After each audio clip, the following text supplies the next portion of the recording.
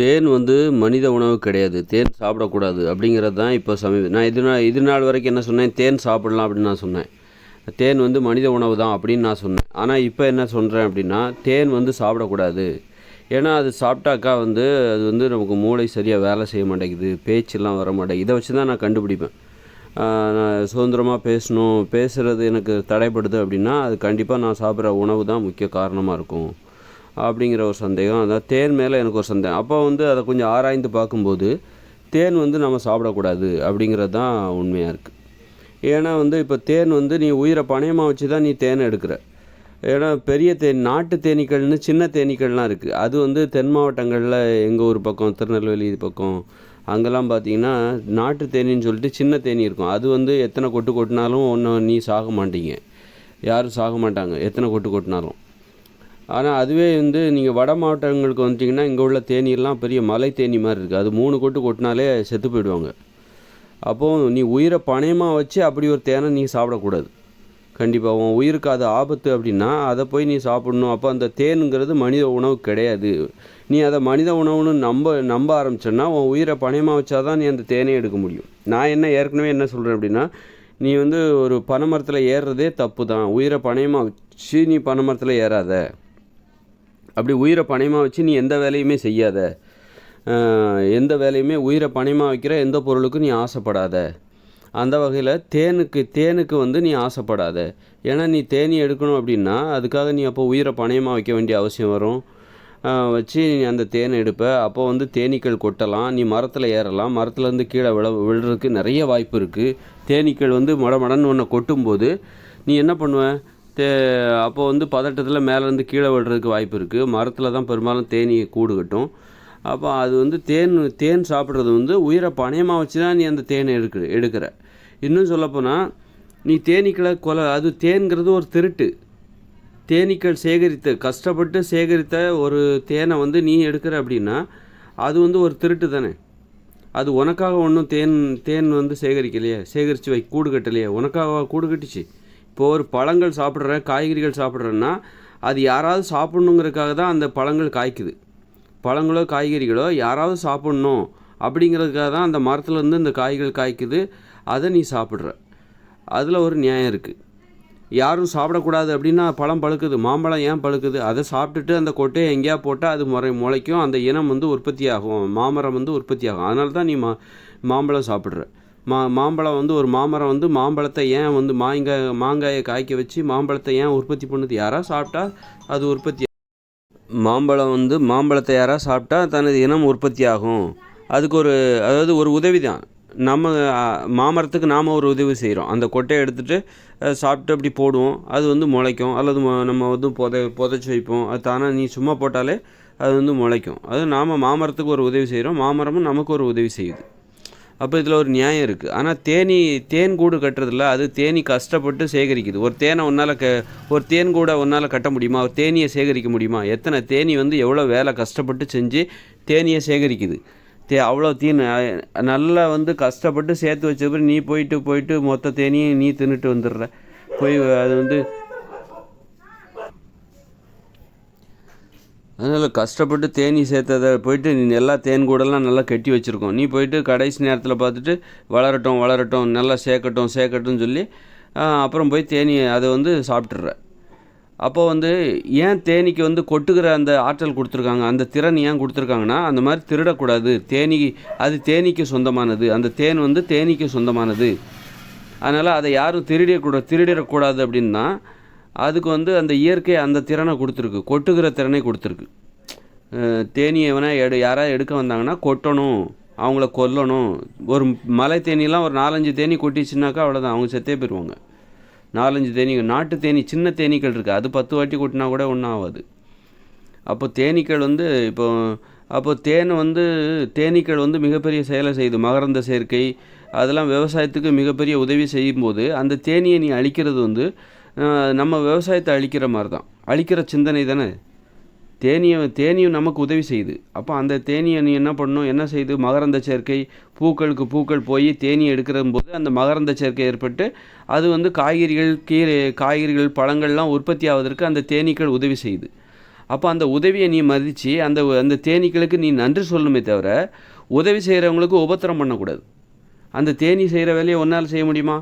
போய் ஒவ்வொரு பூக்கள்லையா போய் தேன் எடுத்து மகரந்த சேர்க்கையை ஒவ்வொரு பூக்கள்லையா போய் உன்னால் வைக்க முடியுமா? முடியாது. அப்போ தேனீ உனக்கு உதவி செய்தே தவிர உனக்கு நீ அந்த தேனீக்களுக்கு நீ உபத்திரம் செய்யக்கூடாது. நன்றி கடனை நீ எப்படி காட்டுற? உனக்கு உதவியும் செய்யும். அப்போ நீ உனக்கு உதவி செய்கிற அந்த தேனீக்கு போயிட்டு அந்த தேன் கூடுல உள்ள அந்த தேனி எடுத்து நீ எல்லாத்தையும் எடுத்துகிட்டு வந்து நீ சாப்பிட ஆரம்பிச்சிடுற. அப்போ அது எவ்வளோ நன்றி உணர்ச்சியற்ற ஒரு செயல் பாருங்கள். அதில் ஒரு நியாயமே இல்லை. ஒரு அநியாயமான ஒரு செயல் நமக்கு உணர முடியுதில்ல. உண்மையிலே அது ஒரு அநியாயம் தானே. அப்படி இருக்கும்போது நம்ம தேன் சாப்பிடக்கூடாது. தேனி நமக்கு மிகப்பெரிய உதவி செய்யுது. நாம் சாப்பிட்ற உணவு எல்லாமே அந்த தேனி தான் கொடுக்குது. அந்த தேனியோட வேலை தான் நாம் சாப்பிட்ற காய்கறிகள், கீரைகள், கிழங்குகள், பழங்கள், பயிர்கள், பருப்பு, எப்படி நாம் சாப்பிட்ற ஒட்டுமொத்த உணவையும் அந்த தேனி தான் அது அந்த மலர்களில் போய் தேன் சேகரிக்க போகும்போது மகரந்த சேர்க்கை ஏற்பட்டு அதன் மூலமாக தான் நாம் உணவே சாப்பிட்றோம். அப்படிப்பட்ட தேனீக்களுக்கு அப்படிப்பட்ட தேனி அது கஷ்டப்பட்டு உழைச்சி அதுக்கு தேவை என்னது? அதுக்கு தேவை தேன். அதை சேகரித்து அது ஆசைக்கு அந்த தேனை வைக்குது. அதை போய் நீ சுரண்டி திங்கிறிய, அதை எடுத்து திங்கிறன்னா அப்போ அந்த தேனீக்களோட உழைப்புக்கு நீ எவ்வளோ ஒரு அவமரியாதையை ஏற்படுத்துகிற, அதை அசிங்கப்படுத்துகிற. அப்போ நீ உனக்கு நன்றி உணர்ச்சியே இல்லைன்னு தானே அர்த்தம் மனுஷங்களுக்கு. அதனால் அதை எடுக்காத. தேன் தேவையில்லை, அது சாப்பிடக்கூடாது. அப்புறம் நீ மீறி சாப்பிட்டா அதுக்கு ஒரு தண்டனை. அது சாப்பிட்டா என்ன பண்ணும்? சாப்பிட்டா உனக்கு கொட்டும், தேனி கொட்டும், அப்புறம் செத்து போயிடுவேன். 3 தேனி கொட்டினாலே போதும், மலை தேனி 3 தேனி கொட்டினாலே போதும், செத்து போயிடுவேன் நீ. அப்புறம் இன்னொன்று, நீ அதை எடுக்கணுங்கிறக்காக என்ன பண்ணுற? தீயை வச்சு கொளுத்துற. அதை தீயை வச்சு கொளுத்தி எல்லா தேனீக்களையும் சாகடித்து, அப்போ ஒரு உயிர்களை நீ சாகடிக்கக்கூடாதுல்ல. தேனி ஒன்றை தேடி கொட்டுதா? இப்போ தெரியாமல் கூட தேனி பெரும்பாலும் நம்மளை கொட்டாது. தெரியாமல் கூட தேனி நம்மளை கொட்டாது.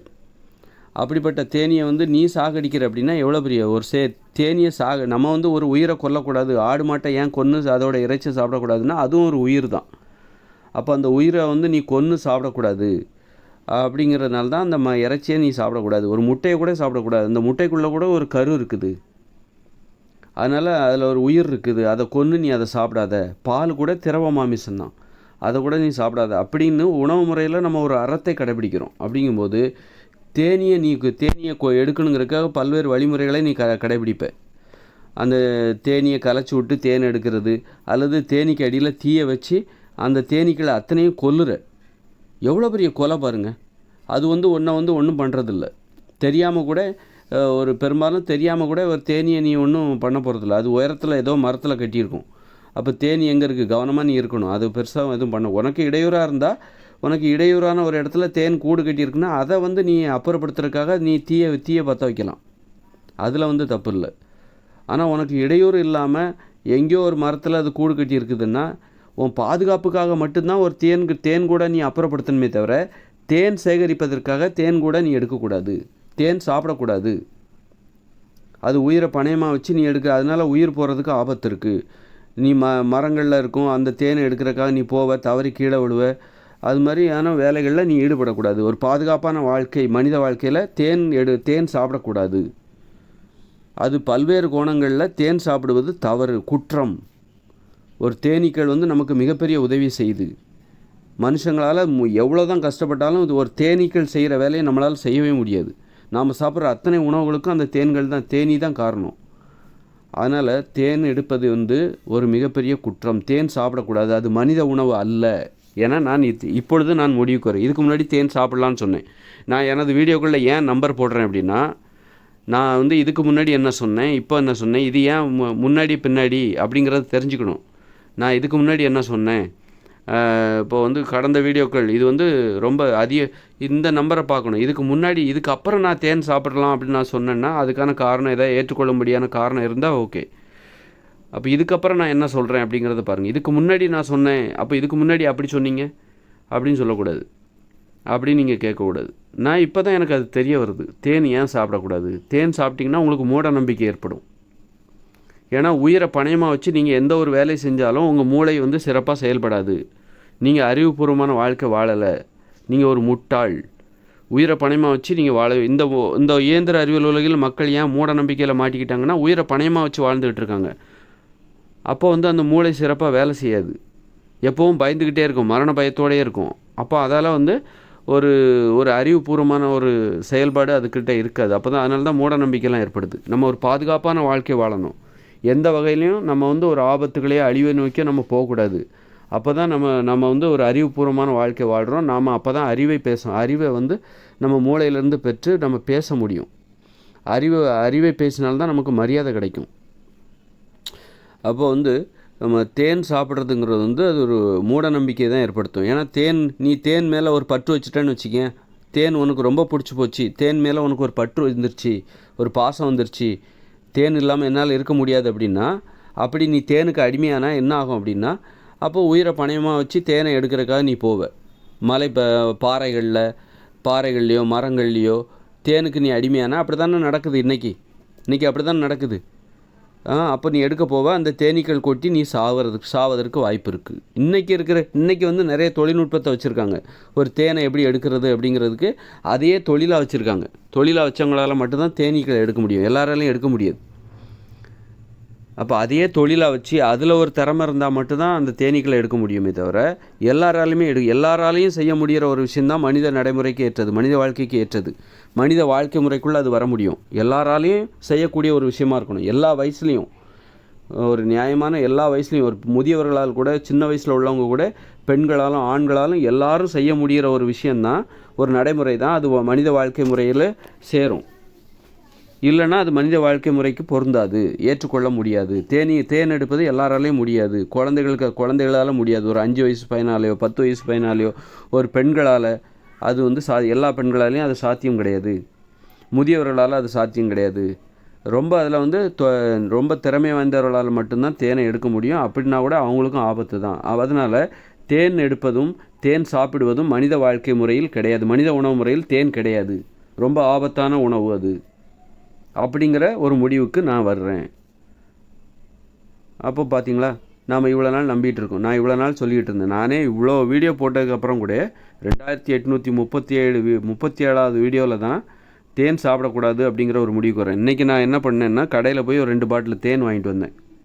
தேனை வாங்கிட்டு அதில் எலுமிச்சம்பழத்தை பிழிஞ்சு கொதிக்க வச்சு, முதல்ல எலுமிச்சம்பழச்சாறு பிழிஞ்சு தண்ணியில் கொதிக்க வச்சு அதில் ஒரு கொஞ்சம் தேனை சேர்த்து கலந்து குடிச்சு பார்த்தேன். ஏன்னா வெள்ளைச்சீனியெல்லாம் சாப்பிடக்கூடாது, நாட்டு சக்கரை சாப்பிடக்கூடாதுன்னு நான் சொல்லிட்டு வரேன். அப்போ அதுக்கு மாற்றாக நம்ம தேன் சேர்த்துக்கலாம் அப்படின்னு சொல்லிட்டு தேன் சாப்பிடும்போது தான் எனக்கு ஒரு சிறப்பாக என்னுடைய மூளை செயல்பாடு சரியாக வரமாட்டேங்குது, எனக்கு பேச்செல்லாம் சரியாக வரமாட்டேங்குது. அப்போ என்னை அதன் வாயில் அப்போ இது ஒரு காரணமாக இருக்குமா? ஏன்னா உணவு தான் காரணம். மூட நம்பிக்கைகளுக்கு நம்ம தவறான உணவுகள் தான் காரணம். மனித உயிர்கள் உண்ணக்கூடாத உணவுகளை சாப்பிட்டா உனக்கு மூட நம்பிக்கை வரும், ஒழுங்காக பேச்சு வராது, அறிவுங்கிறது வராது உன் மூளையிலேருந்து. அப்போ நான் இதை தொடர்ச்சியாக நான் வீடியோ போட்டுக்கிட்டே இருக்கேன், நிறைய பேசிக்கிட்டே இருக்கிறேன் அப்படின்னா அதில் உள்ள எனக்கு நுட்பங்கள், அதில் உள்ள பிரச்சனைகள் எனக்கு தெரியும். பேசுவதற்கு எது உதவி செய்யும், எப்போ பேச்சு எனக்கு தடைபெறும், பேசுவதற்கு எனக்கு எப்போ ஆர்வம் குறையும் அப்படிங்கிறது எனக்கு தெரியும். எப்போல்லாம் எனக்கு ஆர்வம் குறையுது, அதுக்கு என்னென்ன காரணம் அப்படின்னு சொல்லிட்டு உணவு முறை காரணமாக இருக்கும், நம்ம செய்த செயல்கள் காரணமாக இருக்கும். இப்படி நான் ஒரு ஆராய்ச்சி பூர்வமாக நான் அப்போ இப்போ தேன் இன்றைக்கி நான் சாப்பிடும்போது அப்போ அதை சார்ந்து எனக்குள்ளே ஏற்படுற ஒரு மாற்றம், ஒரு வீடியோ போடுறதுல எனக்கு பெரிய ஆர்வம் இல்லை, பேச்சும் சரியாக வர மாட்டேங்குது அப்படிங்கும்போது சரி அதுக்கு இந்த உணவு காரணமாக இருக்குமா, சரி இந்த தேனை பற்றி நம்ம கொஞ்சம் யோசித்து பார்ப்போன்னு பார்த்தா தேன் சாப்பிட்றது ஒரு மிகப்பெரிய அநியாயம், நன்றி உணர்ச்சியற்ற செயல். உயிரை பணயமாக வச்சா மட்டும்தான் நீ தேன் சாப்பிட முடியும். உயிரை பணயமாக வச்சு எந்த ஒரு வேலையும் செய்யாது. அப்படி ஒரு உணவு நமக்கு தேவையில்லை. இப்போ கடல்லலாம் போய் மீன் பிடிக்கிறாங்க, அப்படி ஒரு உணவு உனக்கு தேவையா? அவன் உயிரை பணயமாக வச்சு நீ ஒரு உணவை போய் தேடணுமா? அப்புறம் ஒரு பனைமரத்தில் ஏறி கல் எடுக்கிறது, பதநீர் எடுக்கிறது, அதுவே தப்பு. நான் ஏற்கனவே அதை தான் சொல்லிட்டு வரேன் என் வீடியோவில். உயிரை பணயமாக வச்சு ஒரு வேலையும் நீ செய்யாத. இப்போ பெண்களுக்கு நான் என்ன சொல்கிறேன், ஒன்றால் செய்ய முடியாத வேலையை ஆண்கள்கிட்ட நீ சொல்லாத. ஒன்றால் ஒரு மரத்தில் ஏற முடியுமா, ஒரு பனைமரத்தில் ஏற முடியுமா? ஏற முடியாதுல்ல. அப்போ ஒரு ஆண்களை நீ பனைமரத்தில் ஏறி அந்த பதநீரை இறக்கி அதை நீ குடிக்காத. ஒன்றால் என்ன செய்ய முடியுமோ அதை மட்டும்தான் நீ ஆண்கள்கிட்ட வேலை வாங்கணும்.